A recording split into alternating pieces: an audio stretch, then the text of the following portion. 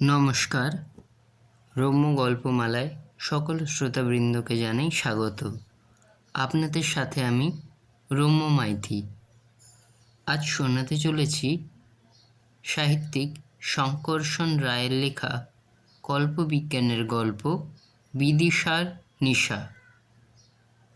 শোনাতে চলেছি আজকের গল্প বিদিশার নেশা। বিদিশার এক রাত। রাতের আঁধারের মধ্যে বিদিশার গুহাগুলি পরীক্ষা করছিলেন বিখ্যাত প্রত্নতত্ত্ববিদ ভানুপ্রতাপ মিশ্র। গুহাগুলির মধ্যে তিনি অতি প্রাচীন চিত্রকলার সন্ধান নিচ্ছিলেন। মধ্যপ্রদেশের পশ্চিমের পাহাড়ি এলাকায় এই অনুসন্ধানের কাজ চালাতে চালাতে বিদিশা এসে পৌঁছেছেন তিনি। এই অনুসন্ধান ভানুপ্রতাপ দিনের আলোয় না করে রাতের আঁধারে করছিলেন, কারণ গুহার কালো পাথরের পটভূমিকায় আঁকা গুহাচিত্র দিনের আলোয় নিষ্প্রভ, কিন্তু স্বয়ংপ্রভ রং দিয়ে আঁকা বলে রাতের আঁধারেই তা প্রকাশ পায়। অতিবেগুনি রশ্মি বিকিরণকারী যন্ত্রের সাহায্যে ভানুপ্রতাপ পাহাড়ের গায়ে তাদের চিহ্ন নেওয়ার চেষ্টা করছিলেন।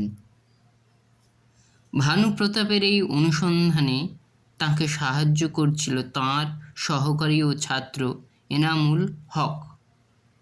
তাঁর সঙ্গে সঙ্গে সে গুহার পর গুহার মধ্যে ঢুকে কাজ করছিল এবং অবশেষে গুহা থেকে বেরিয়ে এসেছিল।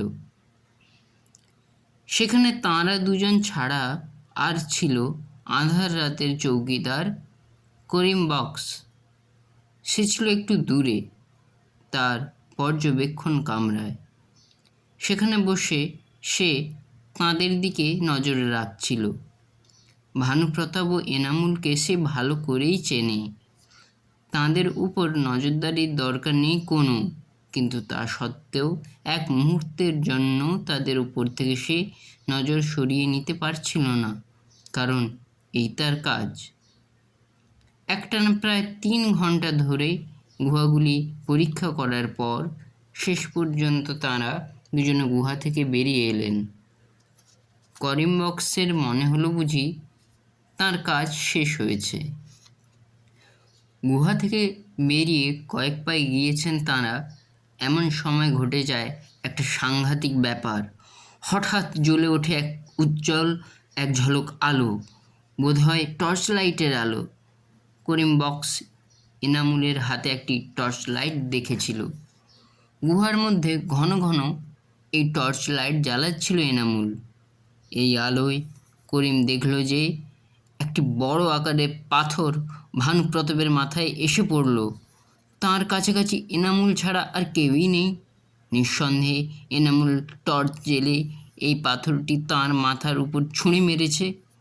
সঙ্গে সঙ্গে আর্তনাদ করে ওঠেন ভানুপ্রতাপ এবং নিভে যায় টর্চের আলো। সেদিকে ছুটে যায় করিম বক্স। গিয়ে দেখে ভানুপ্রতাপের রক্তাক্ত প্রাণহীন দেহ মাটিতে পড়ে আছে। এনামুলকে সে দেখতে পায় না। নিঃসন্দেহে সে পালিয়েছে।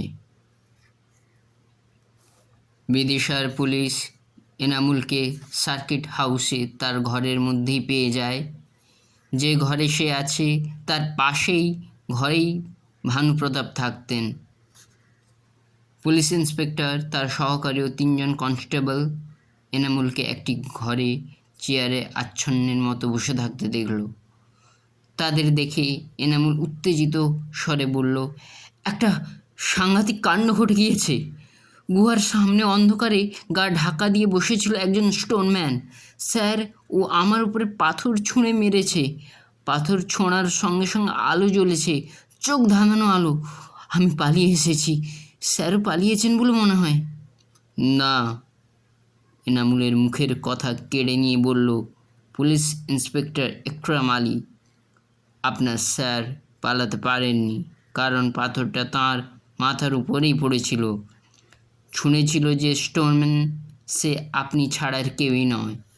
অন্ধকারে গা ঢাকা দিয়ে নয়, টর্চের আলো জেলে আপনি পাথর ছুঁড়ে মেরেছিলেন ডক্টর ভানুপ্রতাপ মিশ্রের মাথার তাক করে। কি বলছেন আপনি? আর তো আহত কণ্ঠে বলে উঠল এনামুল। আমার পিতৃতুল্য শিক্ষকের মাথায় আমি পাথর ছুঁড়ে মেরেছি? এমন অসম্ভব কথাটি আপনি মুখে উচ্চারণ করলেন কি করে? পাথর যে মেরেছে সে আমার দিকেও তাক করেছিল। 2-3টে পাথরের টুকরো আমার মাথায় লেগেছিল বলে আমি আচ্ছন্নের মতো হয়ে আছি। কেপসের সামনে আর্কিওলজি ডিপার্টমেন্টের ওয়াচম্যান করিম বক্স সচক্ষে আপনাকে পাথর ছুঁড়ে মারতে দেখেছে। সেই বলেছে যে আপনি টর্চ জেলে। না না, কখনো না। বিশ্বাস করুন ইন্সপেক্টর সাহেব, স্যার আর আমি, আমাদের দুজনকেই লক্ষ্য করে পাথর মারা হয়েছিল। আমরা দুজনেই ছিলাম স্টোনম্যানের টার্গেট। আমার আঘাত তেমন গুরুতর না হলেও আঘাত পেয়েছিলাম, মাথায় আঘাত।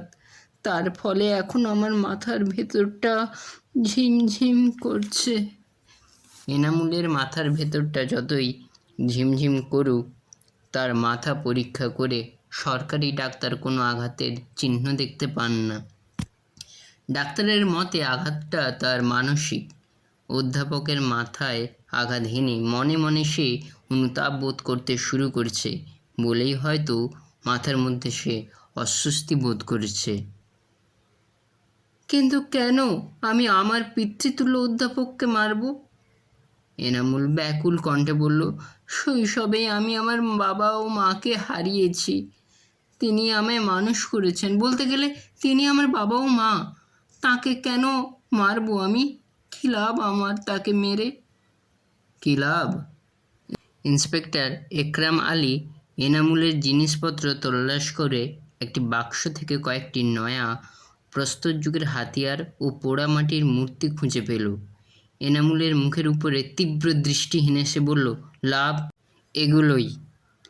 কিন্তু এগুলো আমাদের গবেষণার জন্য সংগ্রহ করেছি আমরা।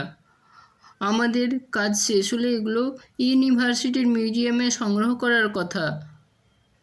আপনার অধ্যাপক তাই করতে চেয়েছিলেন, কিন্তু আপনি চেয়েছেন তাদের আত্মসাৎ করতে। আত্মসাৎ করে বিদেশি সংগ্রহকারীর কাছে চড়া দামে বিক্রি করবেন ভেবেছেন। তার তো কাছেই আছে সাঁচি, সারনাথ, বিদিশা, ভোপালের আশেপাশে ঘোরাঘুরি করছে। আর কোনো কথা নয়, চলুন থানায়। গ্রেপ্তার হয়ে থানায় এসে এনামুল বলল, শুনুন একরাম আলী সাহেব, আমি যে নির্দোষ আপনি তা বিশ্বাস করছেন না, কিন্তু আমি প্রমাণ করতে চাই যে আমি সম্পূর্ণ নির্দোষ। করুন প্রমাণ, একরাম আলী বলল। প্রমাণ যদি করতে পারেন যে আপনি নির্দোষ, আপনাকে অবশ্যই ছেড়ে দেব। আমি নিজে পারছি না, এ বিষয়ে বিশেষজ্ঞের সাহায্য চাই। কে বিশেষজ্ঞ? তার নাম ঠিকানা বলুন, এখনই তাকে ডেকে পাঠান। বিশেষজ্ঞের নাম ডক্টর সুবীর সিংহ, কলকাতায় ডক্টর কল্যাণ বসু ল্যাবরেটরিতে ফরেনসিক এক্সপার্ট। সম্প্রতি আমাদের ইউনিভার্সিটিতে এসেছেন এখানে একটি ফরেনসিক ল্যাবরেটরি গড়ে তোলার ব্যাপারে। তাকে তো আমি চিনি, এখনই টেলিফোনে যোগাযোগ করছি তার সঙ্গে। তৎক্ষণাৎ টেলিফোনে সুবীর সিংহকে আহ্বান জানালো একরাম আলী। ঘণ্টা চারেকের মধ্যে বিদিশার থানায় পৌঁছে গেলেন সুবীর। একরাম আলী এবং এনামুল হকের সঙ্গে কথা বলে সুবীর পাথরটি দেখতে চাইলেন, অর্থাৎ যে পাথরের আঘাতে ভানুপ্রতাপ প্রাণ হারিয়েছেন সেই পাথরটি পরীক্ষা করার ইচ্ছা প্রকাশ করলেন। পাথরটি একরাম আলীর টেবিলেই ছিল। সে সেটা এগিয়ে দিল সুবীরের দিকে। পাথরটি তুলে নিয়ে খানিকক্ষণ মন দিয়ে পরীক্ষা করলেন সুবীর। তারপর গম্ভীর মুখে বললেন, এটা পাথর হলেও ঠিক পাথর নয়। একজন জিওলজিস্টকে দিয়ে এটা পরীক্ষা করাতে চাই। আপনার যদি আপত্তি না থাকে এটা আমি জিওলজিক্যাল সার্ভে অফ ইন্ডিয়ার ল্যাবরেটরিতে নিয়ে যাব। অবশ্যই নিয়ে যাবেন, একরাম আলী বলল, কিন্তু আমি ভেবে পাচ্ছি না এটা পরীক্ষা করে কী লাভ হবে। এই পাথর কি যথেষ্ট শক্ত ও ভারী নয়? এটা কারুর মাথায় ছুঁড়ে মারলে সে কি মারা যাবে না? অবশ্যই মারা যাবে। এই পাথর সাধারণ যে কোনো পাথরের চেয়ে শক্ত ও ভারী। দেখে মনে হচ্ছে যেন জমাট বাঁধা লোহা। চোখে দেখে সুবীরের যা মনে হলো, ভোপালে জিওলজিক্যাল সার্ভে অব ইন্ডিয়ার ল্যাবরেটরিতে পরীক্ষা করে তাই শনাক্ত করা গেল। সত্যি এটা জমাট বাঁধা লোহা, লোহার সঙ্গে মিশে আছে নিকেল, কিন্তু এটা সাধারণ পাথর নয়, উল্কাপিণ্ড। আকাশ থেকে নেমে এসে চূড়ান্ত আঘাত হেনেছিল ভানুপ্রতাপের মাথায়। তার দু একটা টুকরো এনামুলের গায়েও লেগেছিল, কিন্তু তার কোনো ক্ষতি হয়নি।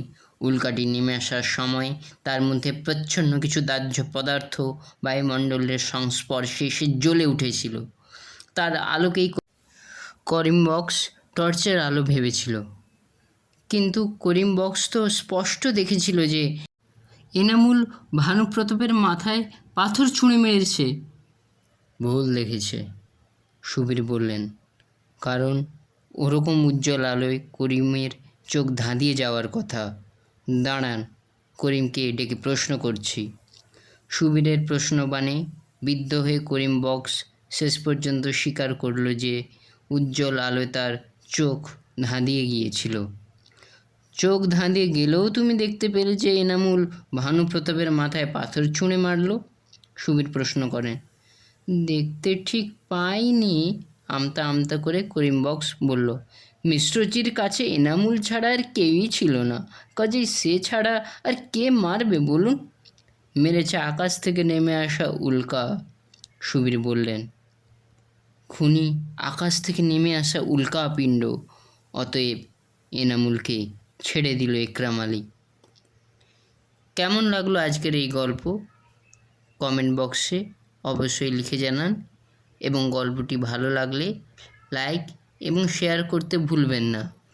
এবং পরবর্তীকালে আরও ভিন্ন স্বাদের এবং নানা ধরনের গল্প পেতে অবশ্যই এখনই আমার চ্যানেলটি সাবস্ক্রাইব করুন এবং আমার পাশে থাকুন। ধন্যবাদ।